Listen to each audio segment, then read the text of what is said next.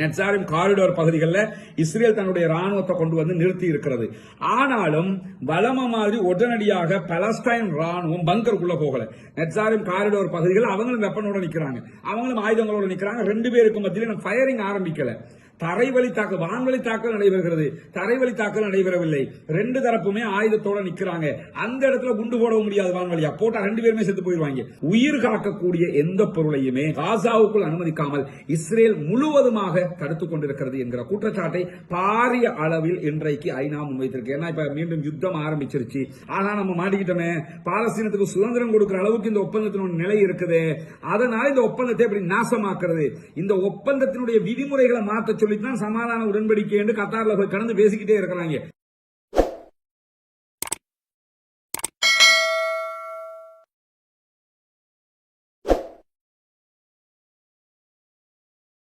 அஸ்ஸலாமு அலைக்கும் வரஹ்மத்துல்லாஹி வபரகாத்துஹு. அன்பிற்கினிய சகோதர சகோதரிகளே, நம் அனைவர் மீதும் ஏக இறைவனுடைய அமைதியும் கருணையும் உண்டாகட்டுமாக என்கிற உயரிய பிரார்த்தனைகளோடு தொடர்ச்சியாக காசாவிலே இஸ்ரேலிய ஆக்கிரமிப்பு படைகள் நடத்தி வரக்கூடிய யுத்தம் தொடர்பான செய்திகளை நம்ம பார்த்து வர்றோம். கிட்டத்தட்ட 530வது நாளாக இன்றைய நாளும் பார்க்க இருக்கிறோம்.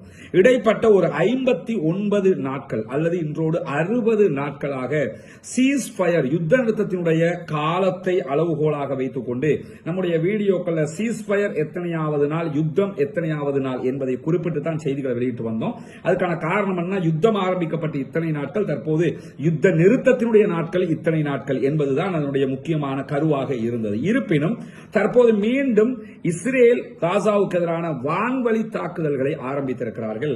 மீண்டும் காசாவில் இருக்கக்கூடிய பாலஸ்தீன போராளிகள் தாக்குதல்களை ஆரம்பிக்காவிட்டாலும் எந்த நேரமும் அவர்களும் தாக்குதலை ஆரம்பிக்கலாம் என்கிற ஒரு நிலை உருவாகி இருக்கிறது. அதனால் இனிமேல் நம்முடைய வீடியோக்களை தொடர்ந்து சீஸ் ஃபயருடைய அந்த வேர்டு இல்லாம யுத்தத்தினுடைய நாட்கள் மாத்திரம் தான் குறிப்பிடப்படும். இன்றைய நாள் 530வது நாளாக இருக்கிறது. இன்றைக்கு வெளியாகி இருக்கக்கூடிய செய்திகள் ரொம்ப கவலை தரக்கூடிய ஆபத்தான செய்திகளாகவும் இருக்கிறது. குறிப்பாக ஜெருசலம்ல இஸ்ரேலிய பிரதமர் பெஞ்சமின் நெதன்யாஹுக்கு எதிராக ஒரு பாரிய மக்கள் எழுச்சி உருவாகி வருகிறது.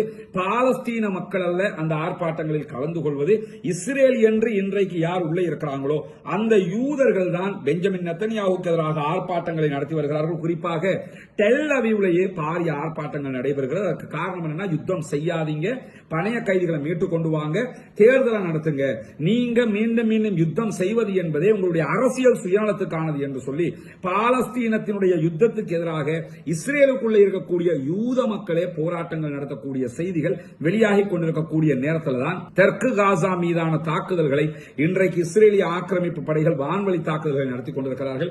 நார்த் காசா, வடக்கு காசாவிலையும் தாக்குதல்கள் நடத்தியிருக்கிறாங்க.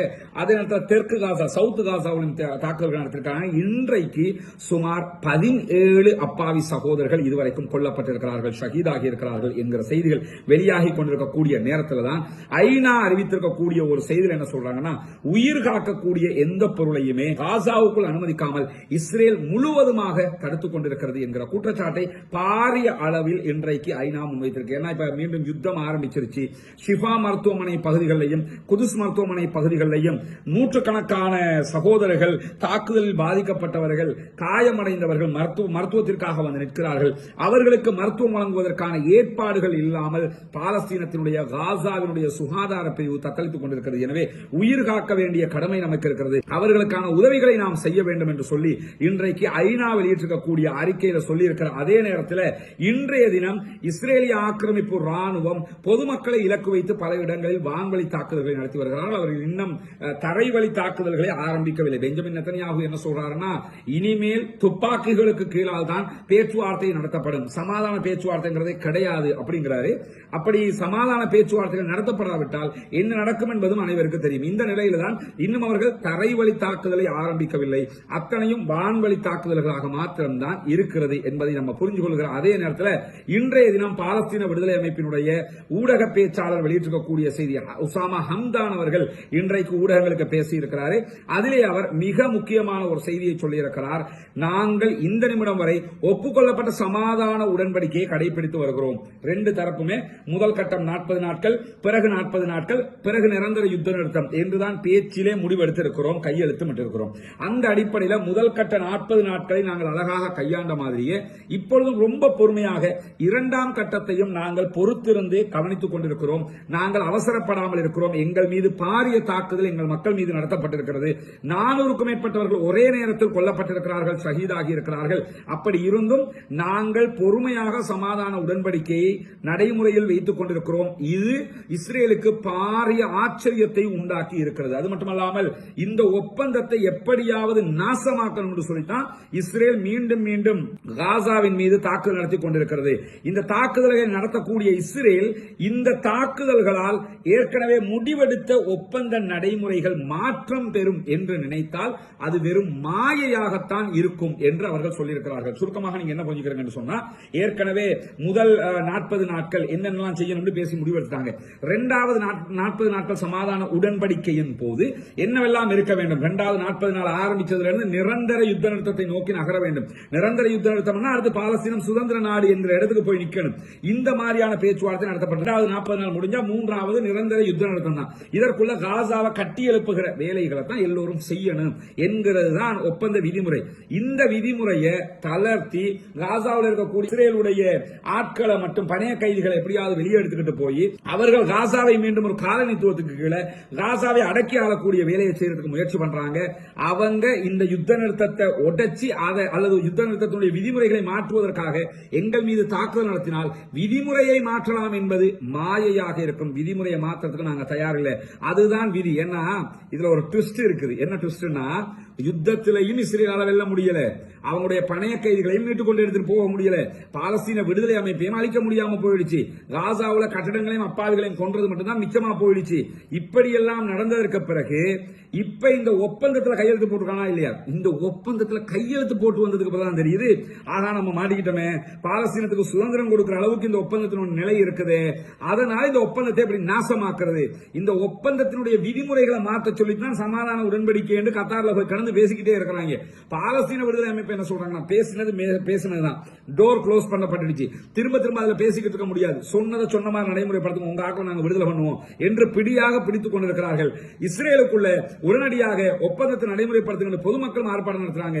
பெஞ்சமின் நெத்தன்யாகு அமெரிக்காவினுடைய ஆறுதலோடு அமெரிக்காவினுடைய ஆதரவோடு தற்போது இந்த யுத்தத்தை ஆரம்பித்திருக்கிறார். அதற்காகத்தான் அவங்க என்ன சொல்றாங்கன்னா, நீங்க என்ன நினைச்சாலும் நாங்க இதை விட்டுக் கொடுக்கிறதுக்கு தயார் இல்லை என்று பாலஸ்தீன விடுதலை அமைப்பு இன்றைக்கு மிக தெளிவாக சொல்லி இருப்பது மட்டுமல்லாம இஸ்ரேலுடைய கட்டாய இடப்பெயர்ச்சி உத்தரவை பின்பற்றாமல் இருப்பதற்கு காசாவினுடைய மக்கள் முடிவெடுத்திருக்கிறார்கள் என்கிற செய்திகளும் இன்றைக்கு வெளியாகி இருக்கிறது. என்ன கட்டாயம்னா, இப்ப யுத்தம் தாக்குதல் நடத்துறாங்க, வான்வழி தாக்குதல். நேற்று என்ன அறிவிச்சிருக்கிறாங்கன்னா, நார்த் காசாவில் பைத்துலாகிய பகுதிகளில் இருக்கக்கூடிய ஆட்கள் எல்லாமே வெளியேறுங்க, சவுத் காசாவுக்கு போங்க அப்படின்னு சொல்லி இருக்கிறாங்க.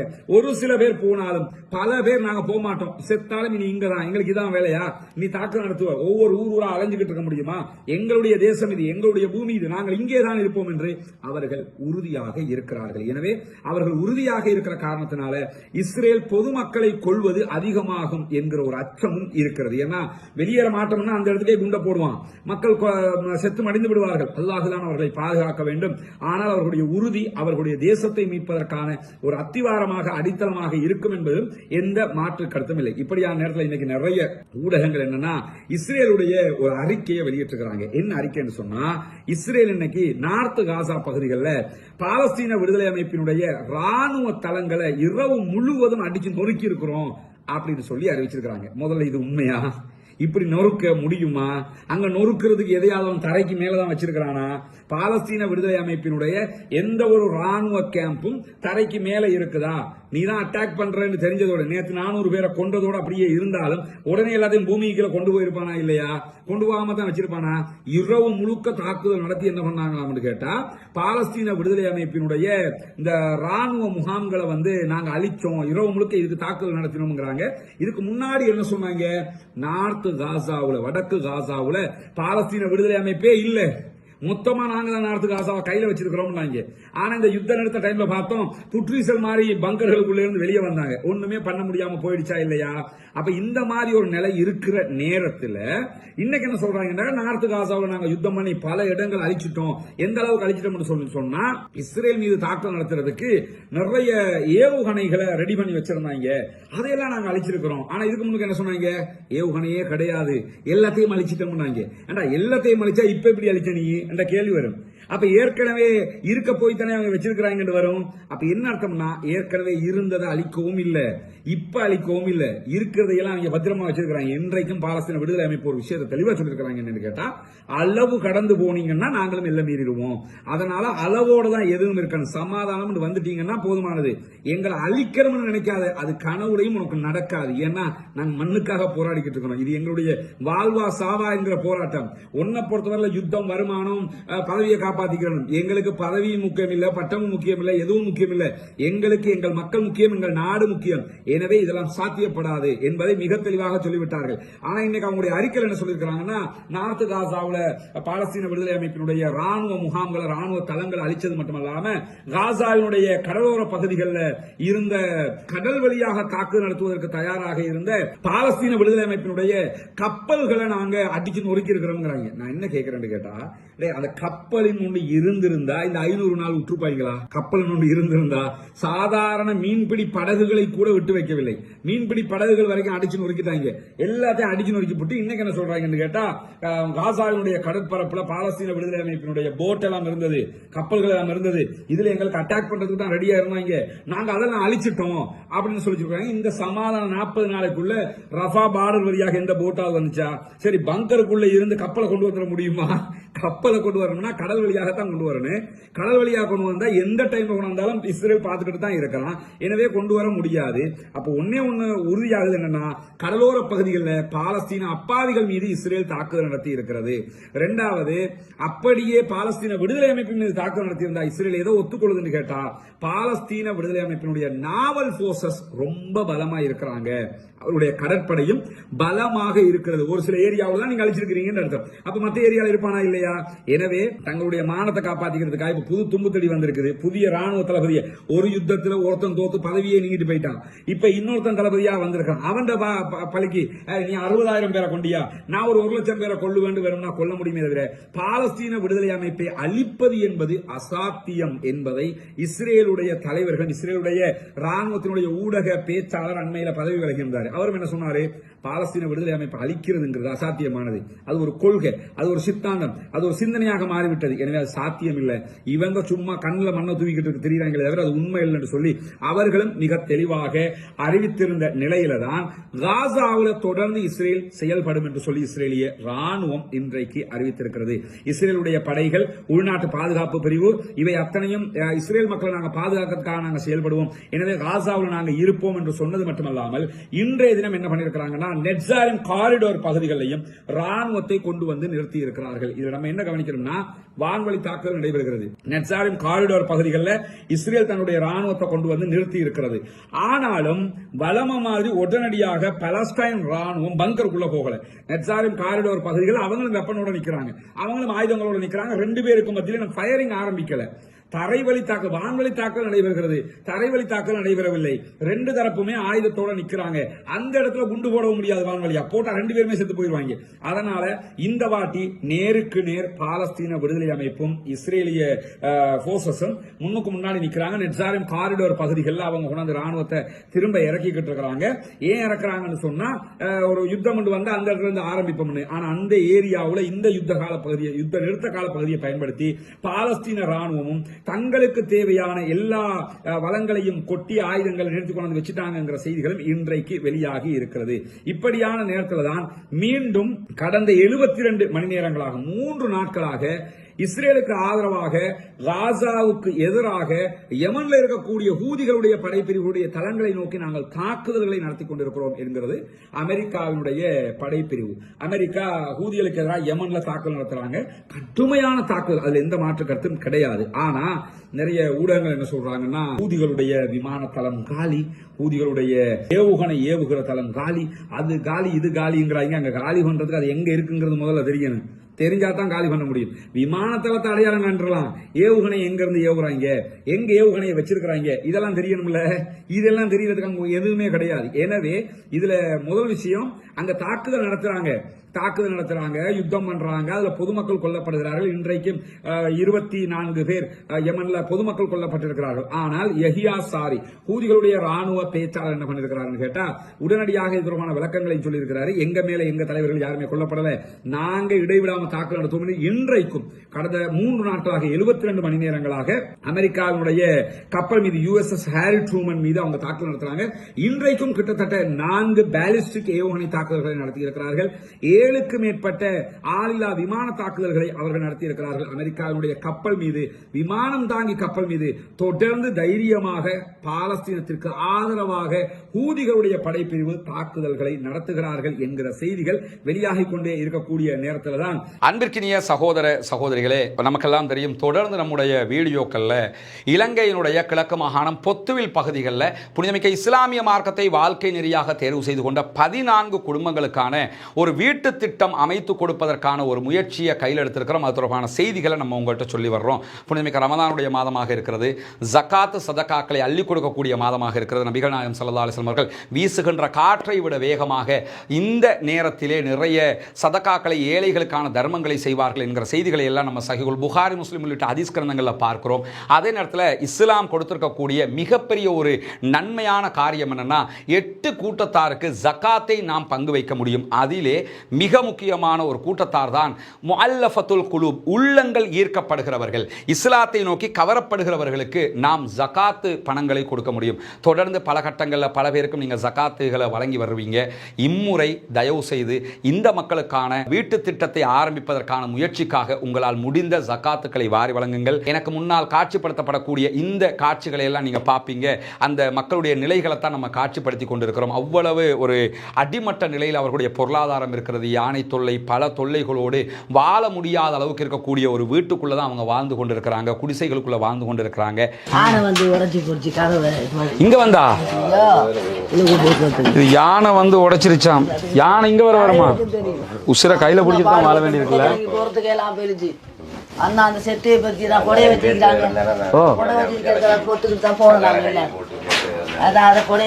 இப்ப யானை வந்ததுனால அதை உடைச்சுக்கிட்டு தான் நீங்க வெளியே போனீங்களா? அந்த காட்சி, அந்த கொடை வச்சிருக்கக்கூடிய காட்சி, யானை உள்ள வந்துருச்சு. வந்ததோட அவங்க என்ன பண்றாங்கன்னா அதை உடைச்சுக்கிட்டு தான் உயிர் தப்பி இருக்கிறாங்க. அதை அந்த கொடையை போட்டு மறைச்சிருக்கிறாங்க. அது இன்னும் ஃபில் பண்ணல. அவங்க கொடையை வச்சு மறைச்சிருக்கிறாங்க. இதெல்லாம் நீங்கள் இங்கே நம்ம வீடியோவில் பார்க்குறீங்க. நேரில் வந்து பார்த்தா நம்மளால் தாங்க முடியாமல் இருக்கும். அந்த மாதிரியான ஒரு நிலையில் தான் அந்த மக்கள் வாழ்கிறாங்க. அந்த மக்களுக்காக உங்களுடைய ஜக்காத்து நிதிகளை ஒதுக்குங்கள். பல பேருக்கும் நீங்கள் பங்கு வைக்கிற நேரத்தில் அவங்களுக்காகவும் ஒரு தொகையை ஒதுக்கினீங்கன்னா நாம் அத்தனை பேரும் ஒன்று சேர்ந்து கரம் கோர்க்கிற போது அந்த வீட்டு திட்டத்தை முடிவுக்கு கொண்டு வந்து விட முடியும்.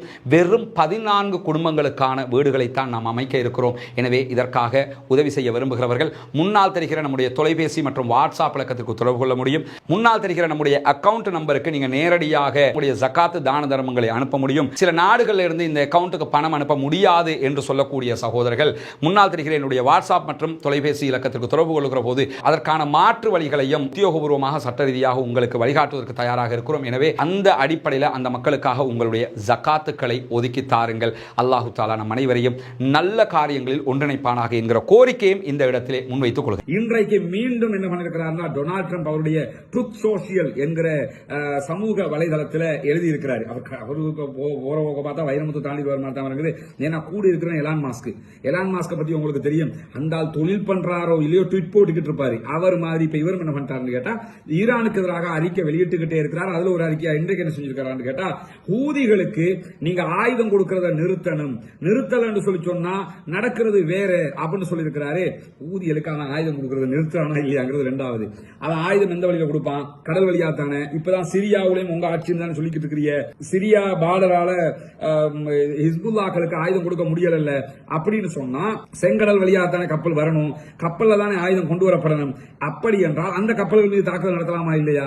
அதை விட்டு போட்டு ஈரான் அவர்களுக்கு ஆயுதம் கொடுக்கிறது நிறுத்த வேண்டும் என்று சொல்லி இன்னைக்கு என்ன பண்றாங்கன்னு கேட்டா, சொல்லுகிற டொனால்ட் ட்ரம்ப் என்ன சொல்றாருன்னா, நாங்க ஹூதிகள் மேல அட்டாக் பண்ண ஆரம்பிச்சிருக்கிறோம், நிலைமை மோசமாய் கொண்டே இருக்குது, நாங்க ஹூதிகளை முற்றுமுழுதாக அழிக்கிறதுக்கு தான் இந்த வேலையை செஞ்சுக்கிட்டு இருக்கிறோம், ஈரான் ஆயுதம் கொடுக்கறத நிறுத்தணும், அவங்களாக போராடட்டும். யாரு? ஹூதிகள் அவங்களாக போராடினா பிரச்சனை இல்லை, ஈரான் ஆயுதம் கொடுத்து போராடக்கூடாது. அப்படி ஆயுதம் கொடுத்தாங்கன்னு சொல்லி சொன்னா நடக்கிறது வேற. நாங்க தொடர்ந்து தாக்கல் நடத்த த்ரெட்டன் பண்ணி கொண்டிருக்கும் போதே யூஎஸ்எஸ் ட்ரூமன் மேல திருப்பி அடுத்த அட்டாக் பண்ணிட்டாங்க. அவங்க கப்பல் மேல தொடர்ந்து விமானம், அமெரிக்காவுடைய விமானம் தாங்கி கப்பல் மேல வளர்ந்த நாடுகளை தாக்கல் நடத்துறதுக்கு யோசிப்பான். அந்த மாதிரி நேரத்தில் என்ன பண்றாங்கன்னா தொடர்ந்து தாறுமாறான தாக்குதல்களை நடத்தி கொண்டிருக்கிறார்கள்.